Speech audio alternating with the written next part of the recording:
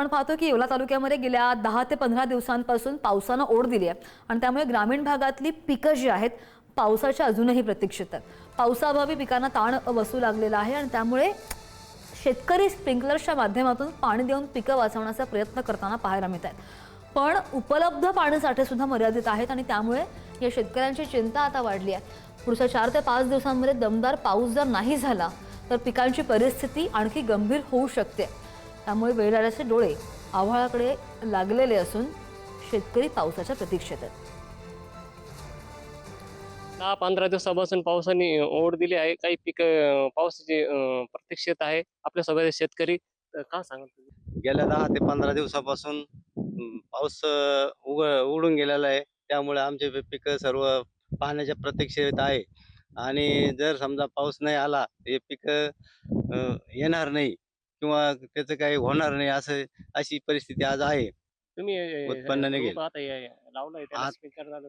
आता ते रोप टाकलेलं आहे आम्ही, ते लाल कांद्याचं, कोळ कांद्याचं, ते आम्ही पाऊस नसल्यामुळं ते स्प्रिंकलर लावून हे करून कसं तरी सलाईन पद्धतीनं आपलं जीवदान देण्याचं काम करतोय। विहिरीला पाणी नाहीये, 10 ते 15-20 मिनिटं विहीर चालते आमची मोटर। त्याच्या अगोदर परिस्थिती कशी? याच्या अगोदर अशी परिस्थिती होती की पाऊस पाणी नियोजन व्यवस्थित राहायचं।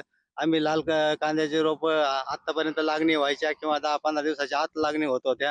आज अशी परिस्थिती आहे की वातावरण चेंज झाल्यामुळं किंवा नसल्यामुळं आज आमचे उन्हाळ कांद्याचे रोप येत नाही। आम्ही 15 ऑगस्ट झाला की लगेच रोप टाकायला सुरुवात करायचो, त्याच दिवशी किंवा दुसऱ्या दिवशी 4-2 दिवसात आम्ही रोप टाकायचो। परंतु आज अशी परिस्थिती आहे तर रोप येतच नाही, कारण 4 दिवस चांगलं वातावरण असतं, 4 दिवसात लगेच बिघडून जातं आणि रोप आमचे उद्ध्वस्त होऊन जातात, खराब होऊन जातात।